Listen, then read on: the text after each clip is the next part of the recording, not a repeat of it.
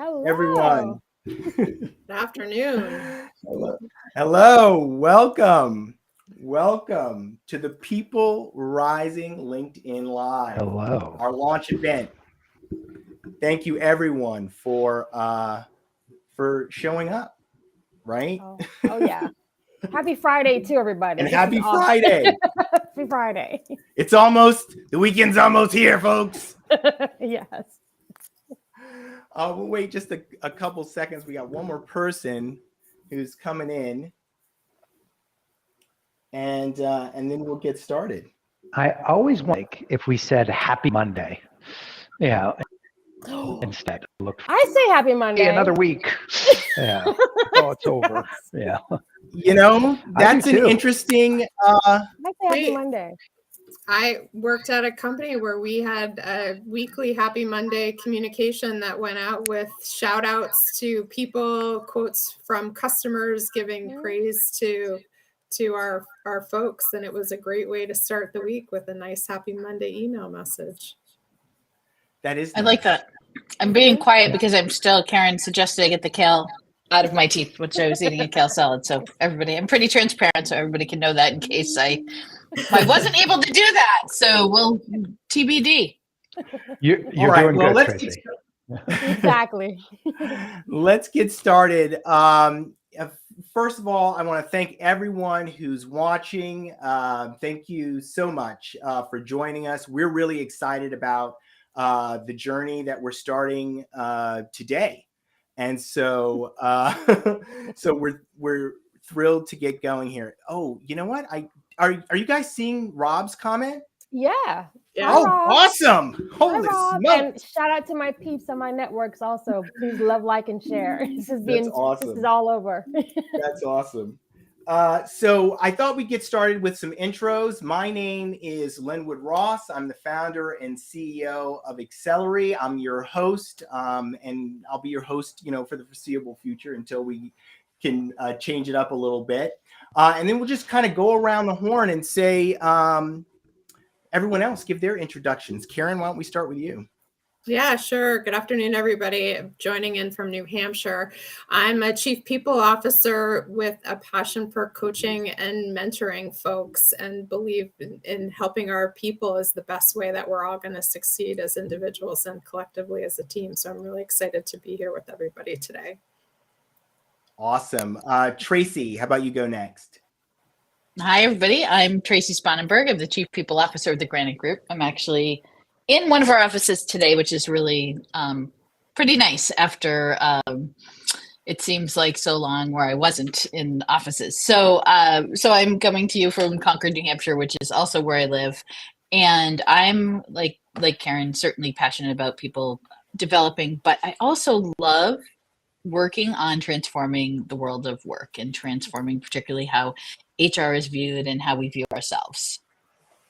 Awesome. Peter, how about you go next?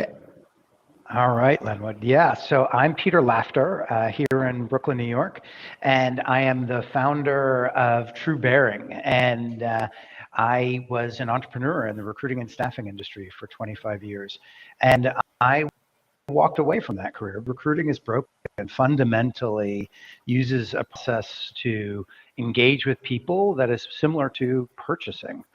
And people don't work well when they're treated as product. And I was being part of that ecosystem. And True Bearing is looking to change that and bring more human processes geared towards storytelling and connection and purpose to help organizations create pipelines of people and supercharge employee referrals. Great. Shelley, how about you go next? I get to go last because I have the longest intro. Oh, boy. And the coolest glasses. And the coolest glasses and necklace. Okay, I showed up for this call. All right. You look great. I feel like I just rolled out of bed. You look wonderful. I got on, I was like, look at Shelley and Karen. And Kim. Hi, Kim. Yes. Oh my God. All right, so I'm not last. I'll speed this up. So hi everybody, I'm Shelley Jeffco. Hi to everybody who's joining in the rooms. So essentially, I've been in the corporate space for about 30 years. I know I don't look it. But I'm a brand expert. I build cultures. I've worked in sales, marketing, comms, engineering, and essentially what I'm known for now is building out strategic employer brands. I also have a company called LCM Group where we build personal brands and brands for veteran small business owners globally. So I'm a YouTuber. I'm all over the place, but I'm just excited to be on this incredible panel and passing over to K Blue Consulting, which launched today. Congratulations. Oh my goodness. Please know that was not planned or intentional. Can I say that? Strategic announcement. Right. It just ended up happening. But what I will say, so hello everyone, I'm Kim Blue. And to my esteemed colleague, Shelly, I did just launch my own business yesterday. So I'm putting my foot into entrepreneurship officially. It was probably always coming, but what a day to be able to launch it alongside these brilliant people that I've gotten to know over the last few weeks. So I do have the pleasure of owning my own business. In addition to that, I am a career strategist, a coach, an HR leader, and thrilled to just be able to help bring all the things that I've been fortunate enough to learn over the course of my career alongside this motley crew that we have formed, and really be able to just help make the work that we do better. So I'm excited to be here. I love it. Thank you so much. Before I kind of get things started, I just want to let you know that next week we have a special guest. Of course, things are not working quite as I hoped they would right away. There he is. Our special guest next week is going to be Dr. Edward Morrison, founder and executive director of the Strategic Doing Institute. Ed is, probably one of the leading experts on collaboration. How do we work better together? So we're going to see Ed next week. And I'm sure we're going to see Ed, relatively regularly on the program as we begin this journey together. So what brought us here, right? How did we all get here? You did, Lenwood. Yeah. I started, reaching out to these folks and Ed and many other people to help solve the problem, the big complex problem that we're all facing today, which is how do we get things moving faster? How do we work better together? How do we, eliminate some of this overload and, burnout, all these things? And the issues are really related. They really are related. And, my journey started with my own, getting to understand digital transformation. I'm a digital transformation expert. I didn't say that when we started. I'm a digital transformation expert. And, my journey started with an idea. I actually happened to capture a picture of myself as this idea was forming. It's very strange. Here it is. That's me forming this idea. Okay, and so the idea was this: what if we could make this change easier for everyone? Right? We're going through a tremendous change in our economy. Our organizations are attempting to transform, but things are really, really, really broken. And we're not moving quite as fast as we'd like to move. And so I just had an idea. What if we could make it easier for everyone? And then the next thing that I wanted to share with you guys, which I think is so powerful. This year, the 2023 Edelman Trust Barometer, for those who may not be familiar with it, they do a big report on trust in the global economy, who trusts who, and all this stuff. And a very interesting thing was discovered, or at least published. And I'm going to share that with you right now. And here it is. After scientists, we trust our coworkers most. I just think that's so compelling. We trust our coworkers more than we trust our neighbors, more than we trust people in our local community. More than our CEOs. More than our CEOs. Exactly. Right? So what could we do with that trust? Where can we go with that trust? Ed Morrison, I don't know if he's going to talk about it next week, but he explained to me exactly why that is, why it is that we trust our coworkers more than almost anyone else. So we'll get to that.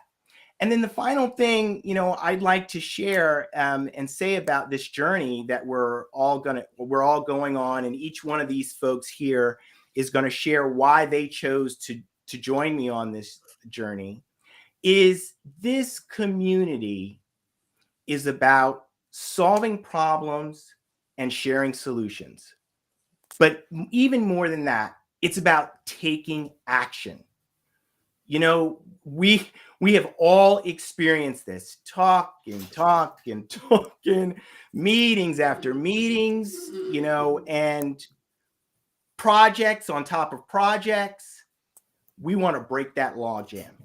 We want to get to the how of getting things done and getting them done fast. And so that's really, really what this community is about. So I just encourage everyone to stay with us.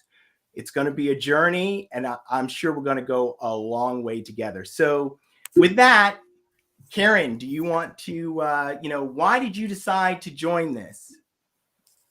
Well, first of all, I love you, Lenwood.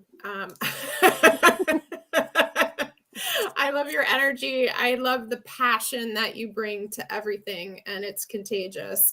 And I think that's a really important thing as we work together to make changes, right? We have to bring an energy and a passion for the things that we're doing. So that was kind of the first thing. But really what you said around action, I hate feeling stuck in the mud, whatever it is, right? An object in motion stays in motion. And if we need to adjust a little bit to the left or the right with the help and support of each other and colleagues, then let's do it. But at least we're moving. We may make mistakes. We may not always go in the right direction, but we're moving, and it'll be so much easier to adjust and get headed in the right direction. And I have always had that propensity for action. And that's one of the things that's just so appealing to me about this, and to make an impact, right? Especially in human resources. It's about having an impact for the greater good as individuals, like I said in the beginning, right? When people rising, when we rise as individuals, we all rise together as a group. And that's I'm excited. Yes, I love it. That's awesome. Who wants to go next? That was awesome. Go ahead. Was it Tim? No, go ahead, Shelley. You go. I was going to say. I want to follow Karen anyway. I don't want to follow you either. But, I'm like, what did I do? Well, to further continue the Lenwood Love Fest, I 2 reasons. One because this is a spirited bunch of professionals who've been in the trenches, folks that I've stalked for many years, and so the opportunity to work alongside and share best practices and have these kind of conversations where I'm also learning and growing. Absolutely. The second thing was the word trust. So the first time, I think maybe the first time we met, I put a post out that talked about trust and why that's so important. That slide that you shared about the employees and the relationship that we have with our coworkers and trusting our coworkers and peers and colleagues more than we do our CEOs, absolutely true. And so when this opportunity came up to work alongside folks that are trusted in the industry, right? For all of you guys on LinkedIn, because there's a lot of folks with doing a lot of things, but you want to come to the people who are credible, who are doing the work, and they're in the trenches. So that is why I'm here. Lenwood, trust, and community. Beautiful, beautiful. I All love right, it. I'm going to go and continue the Lenwood Love Fest. So I'll have a funny story. So, and I don't want to follow Karen or Shelley, but I'll talk about this. So first of all, I could say when Lenwood reached out and said, we're going to do this, I'm like, great. And then as it turns out, I couldn't make like 3/4 of the meeting. So all of this good work that's been done, I claim none of it. So these incredibly brilliant folks have been doing great work. So my family comes first, and then my full-time job, and then I slot things in, and I've had a pretty busy January and February. So, but I'm going to learn alongside everybody here, and I see a lot of familiar faces, so that's really exciting. So, quick funny story.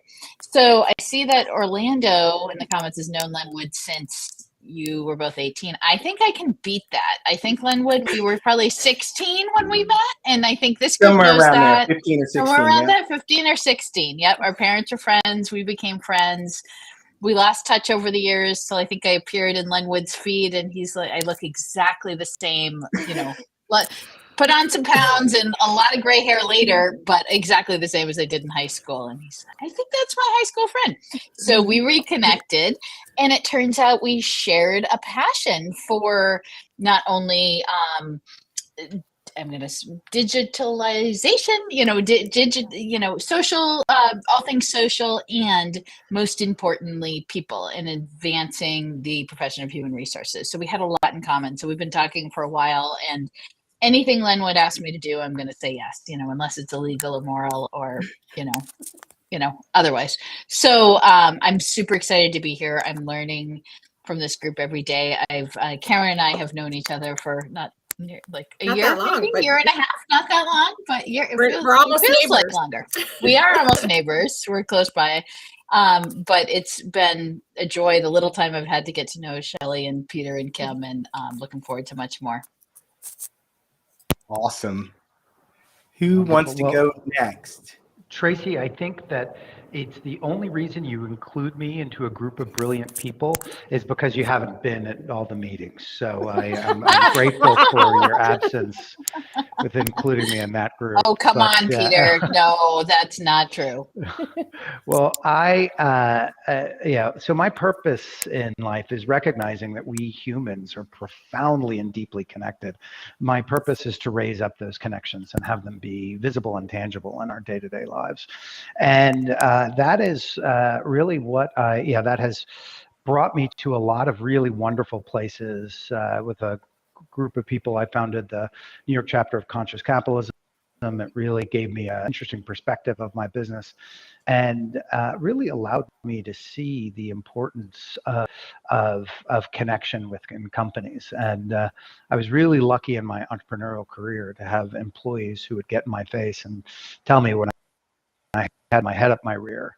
And I realized that, leadership is not about being the smartest guy in the room, of which I am almost never, but it is about fostering those voices and making sure they're heard, and that those insights can be acted upon. And when I had that realization, it really changed who I was as a leader. I didn't have all of the insecurity around that just went away. I could walk into a room not knowing the answer to a big problem, but really knowing that answer would come forth with the people in the room. And I think that the world really, and particularly when we look at corporate America and the role of human resources, that is really what we need. And so Lenwood and I really shared that understanding, and we connected on LinkedIn, and it's been a great relationship this past year. And I'm really excited about the work that we're doing together going forward. And I am very much honored to be with all of you. All right. And so now, Kim Blue, it's up to you. Yes. So I will round this out. I think I actually said it in the first conversation. Like, I actually don't know how I got here amidst all of you all. Because one of the things that Lenwood, I was the person that was like, so, I want to make sure we're clear on what it is that we're going to do. And like that and Lenwood very calmly said, we're here to change the world. And I was like, oh, no big deal. No big deal. I'm all in on that. Yeah. I'm in on that. Yes. By the way, everyone who's watching, that's the goal here. Yes. Yes. This is a true story. These are not mythical statements. That is what he said to us. And I was like, no pressure, right? And so again, further reinforcing how I got here. But I am here because Lenwood asked me to be here. I've been had the pleasure of spending the last sort of year listening to him and getting to understand more about the work that he's doing and the impact that he wants to have. I definitely am a servant leader, one who is, here for the people, here for lived experience, but very much a connector and very much someone who is an advocate for ensuring that equity comes across everything that we do. And oftentimes that starts with the way that people experience their organization or how they're thinking or how they're empowered in certain things. And so I am bringing that small smidgen of expertise to this powerhouse group. And that is why I'm here, right? It's same as everybody else, to learn, to expand my knowledge, to just be a better human every day. So I'm excited to just see where this thing goes. Awesome. Thank you so much, Kim. So, we want these sessions to be interactive. I know we haven't said that much, right, about where we're going. But are there questions?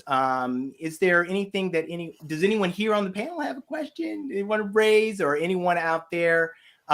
Please let us know. We want this to be interactive. Certainly next week with Ed, he'll want that to be interactive. But what can we share with you about what we're doing, where we're going with it? Because I'm happy to do that, but I didn't want to overwhelm our first show. Hey, Lenwood, can you talk a little bit about the cadence and how people can get involved and how they can interact and where, if this is recorded and all that, the kind of, like, I've got that kind of brain, like, I need to know all the details of everything. I think that's awesome. So we are going to meet.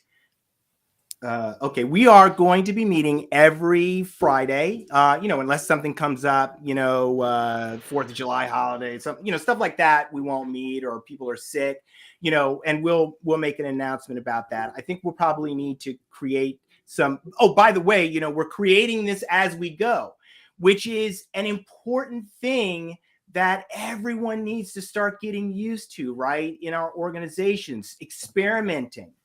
Right? We need more experimenting in our organizations, right? So we're experimenting. We're doing this very quickly, right? One of the things that I will share is that we are using a particular process to build this community. And we learned a little bit about that process a little over 30 days ago. And congratulations to the group, because our first milestone was this LinkedIn Live. And we got it done. We did it in less than 30 days, right? And that it's all about action. And we used a process of having really deep, focused conversations to accomplish it. And so that's great. So what was the next thing you asked, Tracy? Oh, where you should connect with everyone. Okay, that is going to be the best way to track what's going on as we build, because there are going to be additional milestones, right? We're going to announce new things that will be happening. We're starting with the LinkedIn Live. We're going to get that cadence going over a few weeks. And then we'll announce something else that will give people an opportunity to come closer and go deeper. We will, in terms of the type of sessions we're going to have, these are going to be really, they'll be fun. I'm not saying that they won't be fun, but we got some serious thinkers. Some fun people too. We're all fun. Yeah, we're fun. Maybe not Peter. No, I'm just kidding. Yeah, definitely. I'm just kidding, very, Peter. very boring. Yeah. But our work, and I don't want to get too heavy, but our world is facing serious challenges. And one of the things, I've spent a lot of time with Ed Morrison over the last 6 months, and I learned something new every time I talk to him. Literally every time I talk to him. Yesterday, I'm talking to him. I'm like, what are you? It's just kind of a mind blow. How can I have been talking to you for all these hours over all these months and to just have sort of like a mind blow experience? But Ed is Ed is just an awesome guy. But Ed is solving the problem of organizational change, digital transformation in organizations, right? It's something that we've been talking about for 20 years. Yeah. 70% or 70 to 80% of transformation initiatives are failing. That's a big problem, right? That's a complex challenge. So and that number has been that for 20 years. 20 years. Yeah. And what's the scariest word in HR? Transformation. Anytime you see that word, HR professionals scatter because it's automatically meaning chaos or something to that nature. So there's folks in the chat that were talking a little bit about recruiting. I'm not sure if y'all are hearing an echo. I'm hearing an echo. Are you hearing? Is that me? Okay, I don't know why I'm echoing. But there are folks that were talking about recruiting. I wonder if Peter, you can talk just a little bit about that, especially because we're seeing a lot of this happening on LinkedIn now with job losses and layoffs. And so, what was the workforce planning strategy that some of these companies had in place to buffer some of these layoffs that we're seeing? Right, just things along that line. I think a lot of people are kind of feeling some of that pain right now. Oh, for sure, right?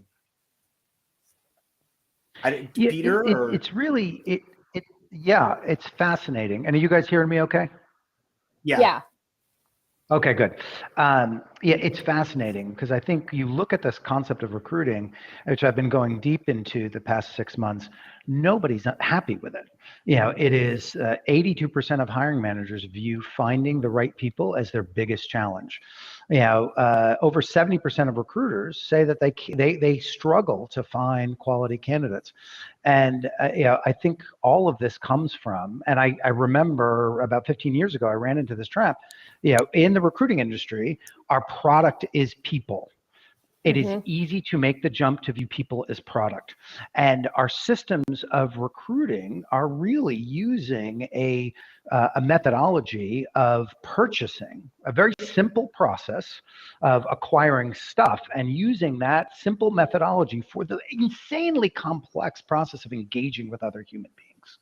And it doesn't work. And I think and if we take a step back from that, all of us have been operating under this hierarchical model that was created thousands of years ago. So, so people could keep peasant farmers who are illiterate from starving to death, right?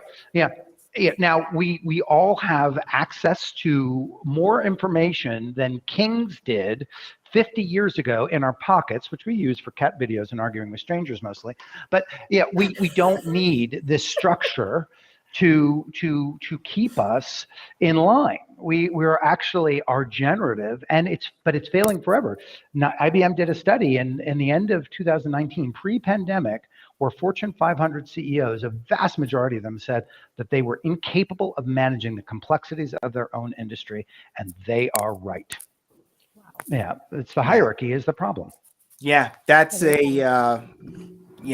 I don't want to get on my soapbox, but that is, that's it. I mean, that's the bottom line. And Ed is going to talk. Ed will speak to this next week. This is the subject of what he's going to be talking about, is that our organizations, the way they're designed, the command and control structure is suited for a different age. It's really built for the industrial age.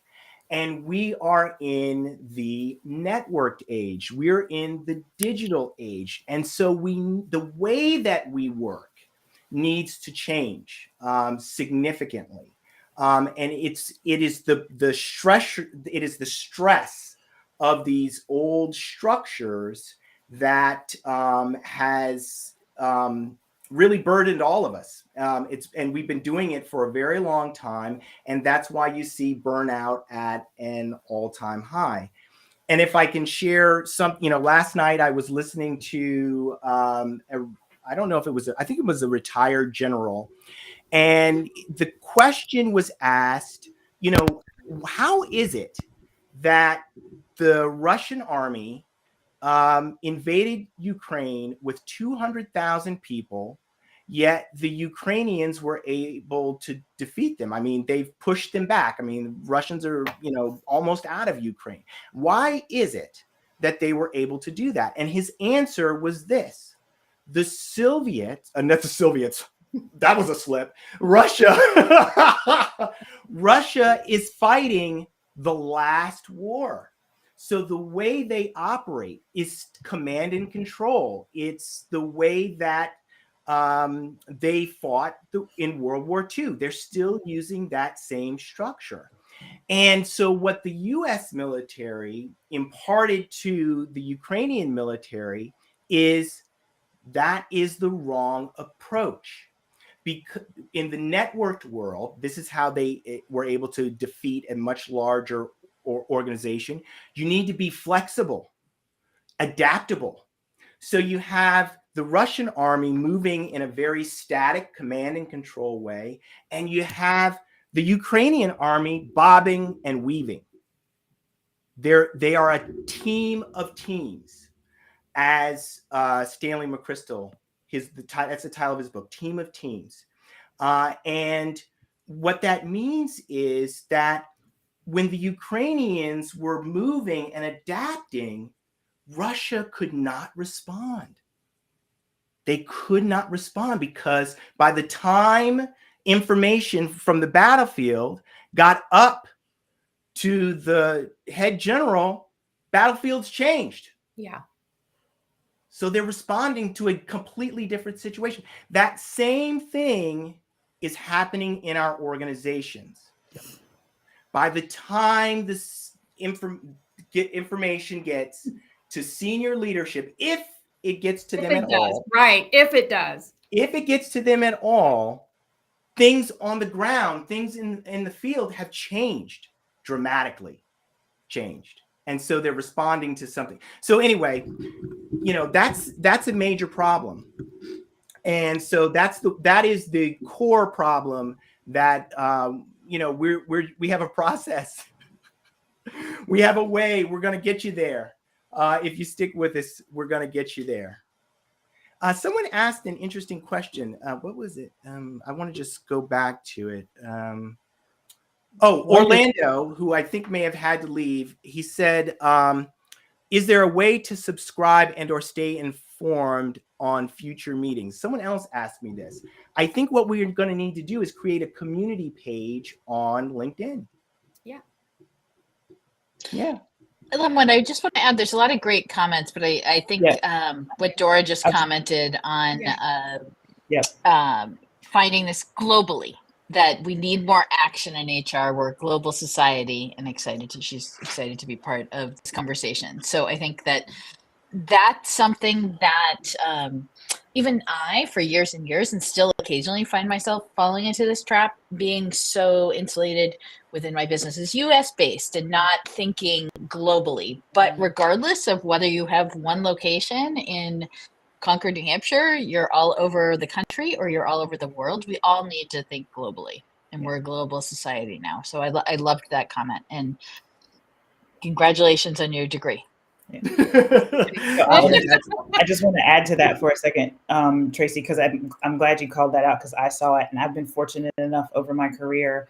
I've worked for companies that have always had a global footprint, and I've always been the person in those roles, fortunately, to have been able to use my voice to say, I'm located in Charlotte, but the headquarters is in this place, and I'm supporting people in, different countries, different time zones. I've had to build teams in different countries and different time zones. And so really embracing that. And my master's degree is in org development as well. And so I am constantly wanting to encourage that organizational agility that we need to have, not only in our thinking, but really in the doing as well. And trying to say, if we continue to do this way, is that going to yield the goals that we want to have organizationally? And then how does it keep us from being, limited in our thinking, right? Because when we talk about equity, right, there's a level of organizational equity that I don't think we've achieved yet. I think we're aspiring to, and I think that's a big part of why the 6 of us are here, is to start evangelizing that a little bit more, because equity looks different. Part of what we do when we talk about strategic doing is going to be helping people define what that equity is in there. But the org design piece and everything that you all have talked about is so huge. And that is something that definitely can become that more of that global connector that I think people can embrace. So thank you, Dora, for raising that for sure. And whoever the LinkedIn user is that says, along with the agile leadership values and to develop that change management, I am a proponent for change management. I think it is wildly underutilized. And but we said it at the top, like people aren't ready to embrace change, or right. I think Shelley said transformation, right? The folks go scattering. And so how do we change the perception of what that is and how we can embrace it, right? As a part of like how we move the organization forward, especially when we think about workforce of the future, because it's certainly not going to look like what it does today or did 5 years ago. So I love that you called that out, Tracy. And yeah, that's very powerful. And Kim, I think that narrative that we have is that change is hard, or it's hard to get organizations to change. This is BS. Someone gets a raise or a promotion, they're there. They're excited about it. It's when we are changing to something that we don't understand or don't think it's work, we're going to resist it. And where's that change coming from? It's usually coming from the very top of that hierarchy. And there's this guy, Sidney Yoshida, and he came up with this concept called the iceberg of ignorance, which is a terrifying name. But he pointed out that the C-suite only is aware of 4% of the problems that are happening within their organization. And whereas people on the ground are aware of almost all of those problems. And so when we have people at the top who don't even see the problems are making a change, the people on the bottom say, this isn't going to work, I don't want to do it. And that's what makes it hard. And so we need to fundamentally shift how we are going about that change and who we are including into that conversation, which is so critical. It is, and I think we're now in a period of time where diversity and inclusion, it's not a good thing. It is a mandate. Organizations that don't adopt those principles will not be able to survive. Yeah. Can I ask the group a question? And I would love to hear from the audience as well. But like in all of our collective careers, have you had or used like a change management framework? And if so, were there like values or principles attached to that? I've only done it once truly once in my career, where it was like, these are our, change is owned by everybody, and we have to have transparent leadership, to what you were talking about, Peter. But it's only once in my, now I've not been around that long, but only one time, right? That I've seen that. Yeah. I'm curious to know what you all think, and anybody who's listening, right? But I think that goes all into what we're going to be embracing as we raise this, framework of strategic doing out there. So. I have not, and I think, but I've taught it, which is really interesting. So I studied in college. I studied organizational psychology, and I taught a HR certification course for years, and loved the principles. And I think early in my career, I thought of change management as this big thing that you hire these really expensive consultants to come in and break apart your organization, right? And that's not it. Well, that can be it. I'm sure. I know offense to all the consultants out there, right? Yeah, exactly. So in graduate school, I had a professor that's exactly what she did. So, but it doesn't have to be that challenging. And I think, I think back on different change initiatives and different, maybe we brought in bits and pieces, but certainly didn't formalize it.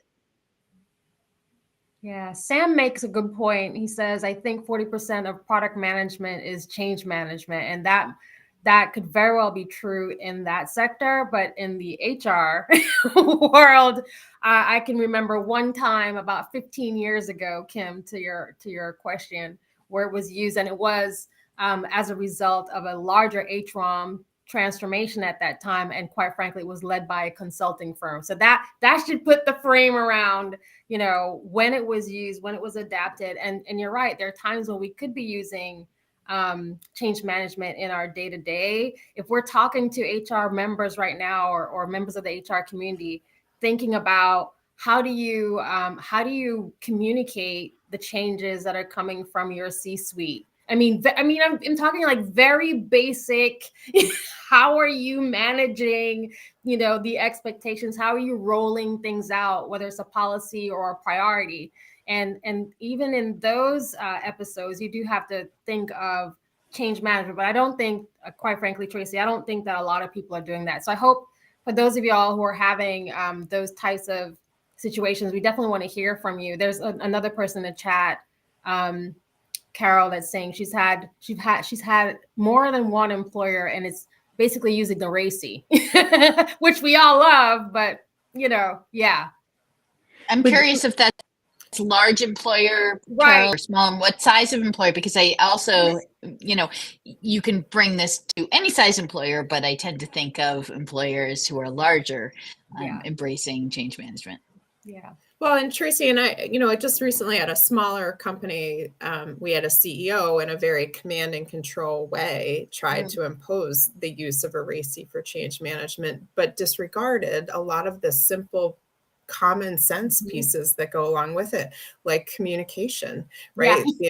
The communication, the transparency, the communicating of consistent messaging to all the appropriate stakeholders repeatedly, right? We have to say it over and over again. We have to be saying it similar. We have to be speaking the same language, right? So even if there's that framework, if it's a tool, and tools have to be used at the right time for the right task, right? We're not going to use a hammer to try and, here's my lack of construction knowledge, but right, but it's the right tool at the right time, and the ability to adapt and evolve. And, something we haven't even touched on here is some of the generational differences too. Yeah.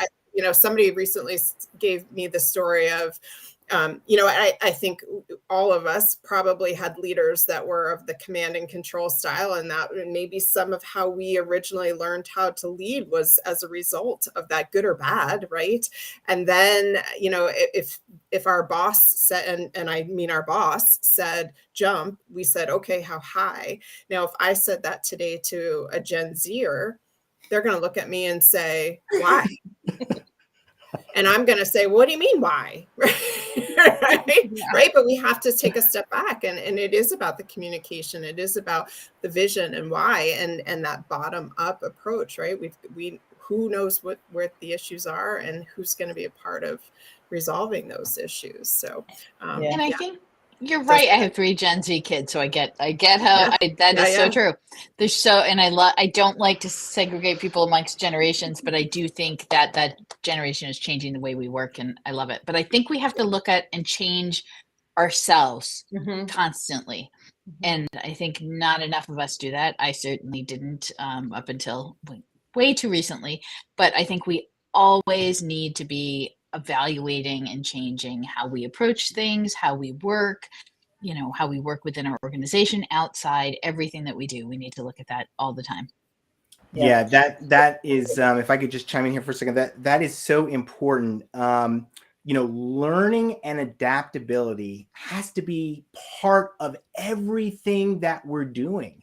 If the world is changing quickly, then we have to constantly be in a learning mode. So I think saying we need to build a learning culture, I think that's overused a bit. And there's no standard way to build a learning culture. That's because organizations are different and practices are different. I think that we have an approach that is fundamentally different, and will be very useful to everyone. So, I look forward to sharing that. But a question that I had, you guys were talking about change management. And it's a little bit of a pushback on change management. It's really more of a question, right? So if change management worked, if it was effective, why haven't we seen more change? If I can tell a story about that, in 2006, I ran the marathon with Memorial Sloan Kettering's team, and we did training runs every Saturday morning. Got up at an ungodly hour, and we were doing a long run from the Intrepid Aerospace Museum, the aircraft carrier in Manhattan, all the way up the West Side Highway of Manhattan, over the George Washington Bridge, and back. It was our first 18-mile run, and the route was pretty confusing. So we're all given these slips of paper to give us instructions at certain intersections, and they were not good instructions. And I was running with a group of 18 people. And we got to the first point where it was confusing. Now, these 18 people, they're all capable professional folks who are capable of raising $4,000 for the privilege of running 26.2 miles. They get up at 5 a.m. every Saturday, and get themselves to a space. I mean, these are very professional people. We stopped at this place and no one was willing to say this way. And at the time, my arrogant self thought, oh, people need leadership. They need someone to point them in the right direction. But what I've realized is I was totally wrong. We live in a world where these highly capable professional people have been so beaten down that they are afraid to say, I'm pretty sure it's this way, and are willing to trust me, who's dyslexic as all head out, and I don't even know the difference between my right and left, to say this way, because they don't want to get slapped for having the wrong answer. And I think that is why change management doesn't work, is the people who need to say like, oh, we're about to fall off a cliff, know that they need to keep their mouth shut or they're going to get in trouble. And I think that's why it fails. My personal opinion. We had somebody point out psychological safety, right? That lack of psychological safety in the workplace. I will add to that, Peter. I think that sometimes there's not clear change management principles. Like, what's the responsibility of the leadership at the top? Right. Like, are they going to be are they going to be transparent?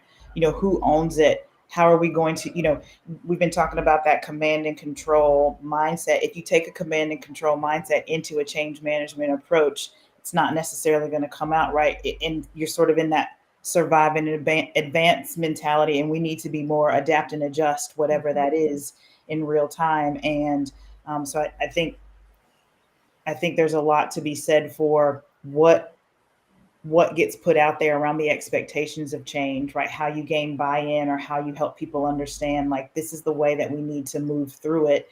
Even if they don't agree with it, they understand, like, this is what it is. And then that gets into the actual execution and the doing and what that then looks like, so that the change can land as effectively as possible, right? And to your point, Karen, I think you made a great statement about saying, generationally, there's some mindsets and some things that still help us navigate through that. Those things start to butt heads as you meet people who are saying, but no, we could do it in this direction. Sometimes that's then that's the why, or we've always done it this way, or how we kind of stick with what we know versus stepping into the unknown and embracing something different. So the courage, right? The courage to embrace something different. Absolutely. That word. There's a message in here I want to call out for. Hi, Mario. He was agreeing that learning is complex and applying it to effective leadership. And that is one of those. Listen, I have a thing with this word. When someone says leadership, if you're using that as a job title, or if you're making that in reference to, like, I spoke to leadership, it's a behavior, it's not a title. So, I guess the one thing, like, let me just get it off my chest. But he makes such a great point about the beauty of learning and studying and applying effective leadership behaviors and tying those back to the change management principles that Kim's talking about in any organization. I honestly thought, as I was like looking at where we were after 2021 post-pandemic, because we were kind of shifting and we were all on the future of everyone. I think all of us were on future of work streams at that point, right? And so we were talking about the future of work, and then the future of work became how we work, and a lot of us shifted those principles into how we work, where we are now in hybrid work, etc. But I know that there was, at least for me, there was a miss when it came to applying those principles and tying it back to those leadership principles and tying it back to change management principles and how we communicated what's next. So now what's happened is here we are in 2023 trying to figure out, how do we as HR professionals or leaders or organizational professionals, how do we support this digital landscape that keeps shifting? I mean, how do we catch up? What do we do? What do we do? Well, I love what you said, Shelley, that leadership is a behavior, not a title. And I think that because inherent in that is the truth of the matter is power and leadership is dynamic and Yeah. flexible, and it moves throughout and it's those people who understand that is dynamic and flexible and concede leadership to those who are most appropriate to lead in any given moment, is really what's needed. And I've lost it in the chat, but the person that you shouted out said there's 8 billion people here, and 8 billion styles, and it's our ability to listen, not to pronounce, which actually allows for that to happen. So Yeah. Well, that's interesting. You guys raise an interesting point, and that's this issue of power in organizations. Okay, and what do you do with the active saboteur? Okay, what do you do with the person who, irrationally, maybe for whatever reason, they're going to undermine what's going on, even sometimes when it's against their own interest? What do you think about that? Well, and it's not that uncommon, Linwood. I mean, you look at the Gallup survey, 1 in 5 workers globally are actively disengaged, meaning they're working against the aim of the organization. Next time you're in an elevator with more than 5 people, look around. Like, it's terrifying. Yeah. I love that point, Peter. And so there's a lot happening in the chat. So Awesome, everyone. Thank you. Engaging, because there's so much going on. I've got one ear in and one eye on the chat, but people are really contributing. There's a lot of good comments. I'm going to call out Nikki's comment, and then I think we can work our way back down. But she's talking about this notion of change exhaustion. And that very much, Peter, could be what you're talking about when people are saying, I'm disengaged. There's so much going on. I'm not really clear. I don't understand where I fit in. Am I really contributing and adding value, or is different from what I thought it was going to be? So there is this notion of change adoption in terms of how you then can create that clarity for folks. That might be fueling why people feel like, I'm just going to dissociate, because then I don't have to do anything other than what is quote unquote expected of me. And then Deborah called out only having worked for one approach, but I love that she called out the organizational values that are in there. And I would be curious to know how many of us have come from, or how many of you have even had those values, because I also think that could very much be tied to that dissociation, Peter, that you're talking about, when people disengage. Well, if I'm not tied to a value, if nobody's really like seeing my value, then what am I doing here, right? It's just sort of a means to an end in terms of engagement. Kim, I think you're right. Oh, go ahead, Karen. Go ahead. No, it's going to take, to Linwood's comment about the active saboteurs, right? There's something called positive intelligence, and it's really about the percentage of time that our mind is actively serving us versus the percentage of time our mind is serving against us. And you think about that in terms of our own mind, right? Our own saboteurs. It talks about the saboteurs and then the sage perspective. And if we can really build up our sage muscles in our brain, and there's a neurological science behind all of this, we never get rid of our own saboteurs, but we make them a lot smaller, with much smaller voices in our head. And to me, that applies to the workplace and to how we solve problems and how we work together and how we work with that active saboteur employee in the workforce, right? If I can work with them on the amount of time that they're sabotaging things knowingly or unknowingly, and maybe there's a way that I can help that person or that team even get more into that sage mindset. So instead of the yes, but yes, that might work, but there's a million other reasons why it won't, where we're automatically censoring ourselves, to encourage yes and thinking. Don't think about why it is or isn't, just come up with the ideas and brainstorm. And you can actually see a team click, right? When they shift to that sage perspective, you can almost feel the change, right? And so that plays to a lot of what we're talking about here. And not that you go around and you can't fire every employee that's an active saboteur unless they're truly doing terrible things, right? Because as you said, but based on the numbers, we'd have no employees, right? But how do we shift them from saboteur mode to even that sage mode? How do we shift ourselves? How do we shift our employees? And again, I think that all ties back to kind of where we're going with this in terms of strategic doing. Yeah, for sure. When you drop this right at the end, and this could be a whole discussion. I know, like, I think there's interesting. Yeah, and thank you, Carol, for sharing the website for Positive Intelligence. And if you're not familiar with it, it's amazing. I encourage you to, you can go on, you can do a quick assessment to understand what your PQ assessment are, what your saboteurs are, and you can figure out how, if you can't help others unless you've started helping yourself first. So it's great. And I think we have to recognize that you and Karen, I think you made a great point, but we can't, not everybody can be saved or should be saved either. So we have to recognize how, I would say if somebody is actively sabotaging, okay, you examine that, right? But if someone is actively trying to sabotage anything in your organization, you have to really question whether that person should be there, and whether it's, that can be just so deadly. But it can Lenwood, happen. we need to do a topic, a whole session on that topic alone. Yeah. Well, I've written it down. But we've, the funny thing about it is that it can happen at the highest level of the organization, right? Yes, and it is the fiefdoms, it is the silos, and it's the fear, and it's the insecurity. Right, that is maybe in some cases preventing things from moving forward. But they all relate back to this command and control way of operating, command and control way of thinking. And Ed has, there's no way we'll get to it next week, but Ed and the strategic doing team, I will share. I might have been using it, so who knows where it is. Oh, here it is. There is a book. The book is Strategic Doing: 10 Skills for Agile Leadership.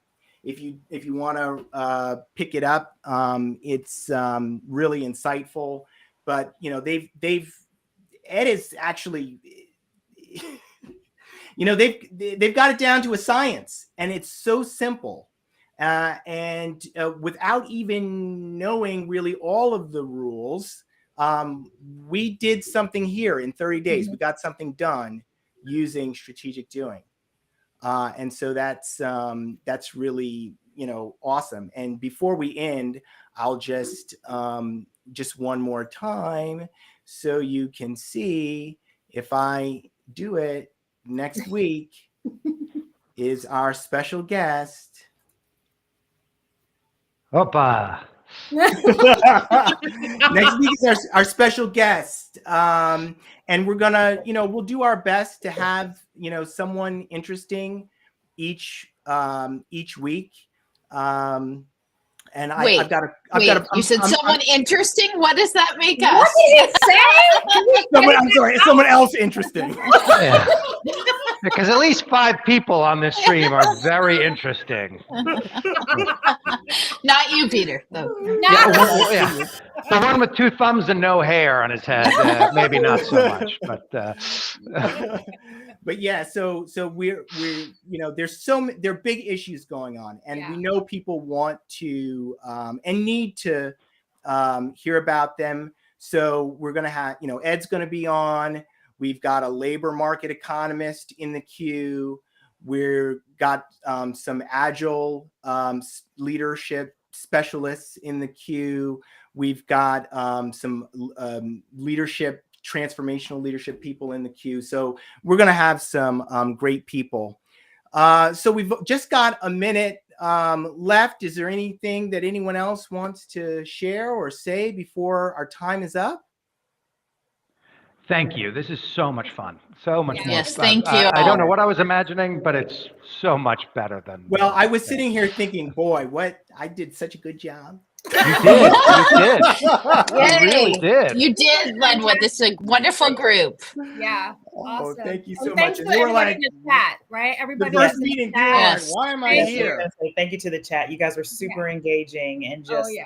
gave us a lot of energy. So bring it back next week. Yeah. Yep. bring it back. Yeah, and share the next week's Yes. meeting. So Yeah, hopefully we'll see you absolutely. back Let and, people know. and share it with your networks. I figured out how to do it at like 11 o'clock today. So next week I'll do it a little bit earlier. Awesome. Thank you so all. much. Thank you everyone for joining us, and we'll see you next week. I'm so glad you're here and you're joining us on this journey. It's going to be awesome. Thank you so much. We're going to change the world, everyone. Yes. Thank you, Thanks, everybody. everybody. Bye all. Thank you. Bye, Bye. everybody.